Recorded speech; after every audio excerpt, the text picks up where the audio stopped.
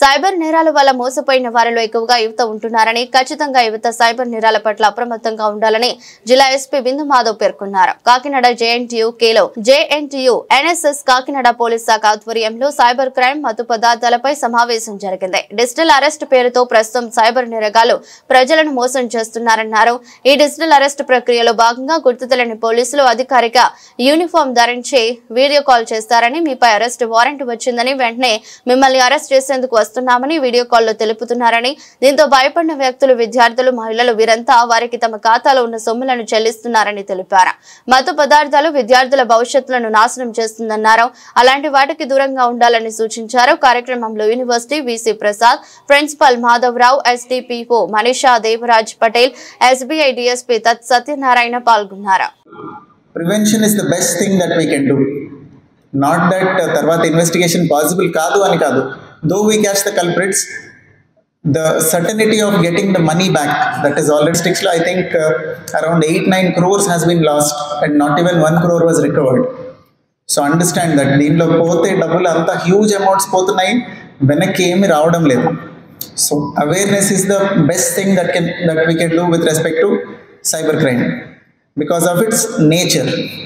దీనిలో I tell you broadly cyber crime ఎట్లా perpetrate చేస్తారంటే, ASP Kakinada was also saying, ఇనీషియల్గా మీరందరూ సోషల్ మీడియా కదా, ఐ మీన్ ఓటీటీలో TV shows and all you might be watching. Jamtara అని there was a famous show.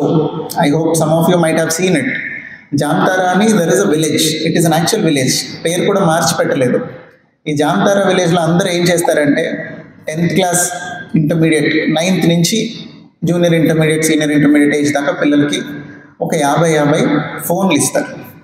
ఎవరో రైతుకో ఎవరికో ఫోన్ చేస్తారు, మీ డెబిట్ కార్డ్ ఎక్స్పైర్ అయిపోతుంది, రేపు వెంటనే డియాక్టివేట్ అయిపోతుంది, యూ కెనాట్ విత్డ్రా మనీ, మీకు ఒకవేళ కావాలంటే ఒక ఓటీపీ వస్తుంది, వ్యాలిడిటీ ఎక్స్టెండ్ చేస్తాము, లేదు మీ ఆధార్ కార్డ్ బ్లాక్ అయిపోతుంది, మీకు వెల్ఫేర్ స్కీమ్ రాదు, అది కనుక బ్లాక్ అయిపోకూడదంటే ఒక ఓటీపీ వస్తుంది చెప్పండి. ఇట్లా ఏదో ఒక వంకతో మీ డీటెయిల్స్ ఓటీపీ అడుగుతారు. వీటిలో అన్నిటికన్నా crucial thing is OTP only. మిగతా డీటెయిల్స్ అన్నీ ఎందుకు సెన్సిటివ్ కాదు అంటే, మీరు ఎక్కడో జిరాక్స్ షాప్కి వెళ్ళి మీ ఆధార్ కార్డ్ ఇచ్చుంటారు, లేదు మీ డెబిట్ కార్డ్ డీటెయిల్స్ ఏదో వెబ్సైట్లో ఎంటర్ చేసి ఉంటారు. Dynamic thing is only OTP or the password that you put up for your internet banking. So ఇవన్నీ షేర్ చేయమని అడుగుతారు. తెలియని వాళ్ళు చెప్పేస్తారు, వాళ్ళు ఆ డబ్బులన్నీ డ్రా చేసేసుకుంటారు. ఇది కొంచెం old style of cyber crime. ఒక టైంలో జరిగేది, ఇప్పుడు తగ్గింది.